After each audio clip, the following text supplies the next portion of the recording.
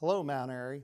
I'm Mayor Larry Hushour, and I want to start by saying thank you for all the support that you have given me through my first term as your mayor.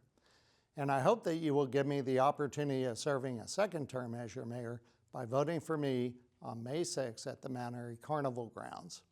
I believe the major reason I was elected in my first term was to reestablish control over the growth and development within our town. The two major issues at the time were the development of the Beck property and the county's plans for developing the Harrison-Lashire farmland just north of town. I believe we met those challenges in reducing density on the Beck property and delaying the county so that we could be more involved in the development of the Harrison-Lashire property. But it is only fair that I remind you that these properties will eventually be developed.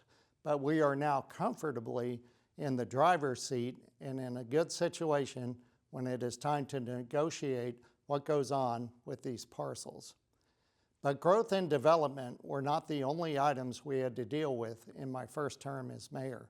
Shortly after I came to office, we were notified by the Maryland Department of Environment about the issues of PFAS, or forever plastics, in the town's water supply.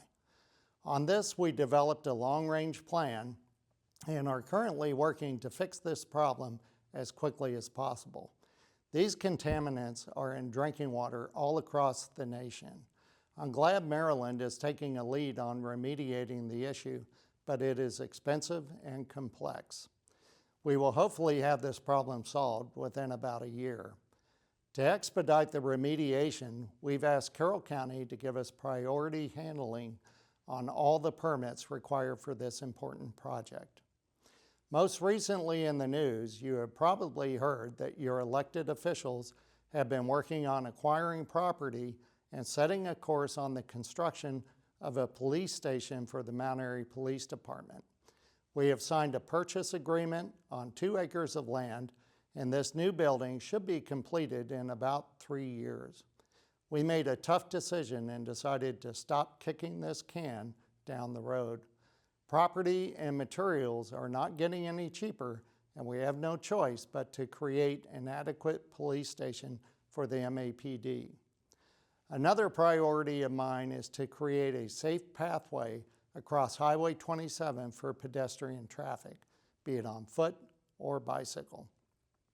This is critical to relieving the traffic and parking issues during our downtown events and those events held in Watkins Park. Plus, it is a great recreational amenity for our citizens and a great utilization of the historic B&O Old Main Line through Mount Airy.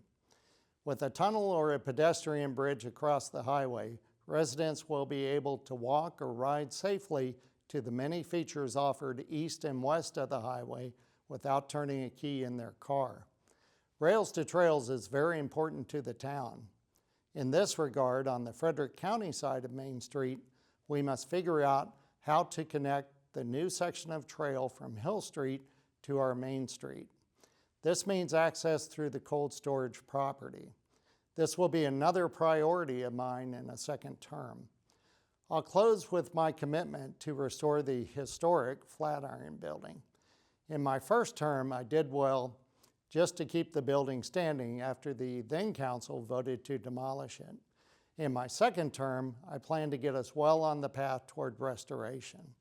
The goal is to return the Flatiron to service as a retail space, a useful government office space, and a place for the Historical Society to add displays as an annex to the museum. I believe my first term got us back on our feet in terms of maintaining Mount Airy's character as a Main Street community along the historic old main line of the B&O Railroad. My second term will be a chance to preserve our history while growing at a slow pace and in a manner that protects us from becoming Maryland's next victim of urban sprawl. Thank you for this opportunity to protect all of our homes in Mount Airy. God bless you all, and again, thank you.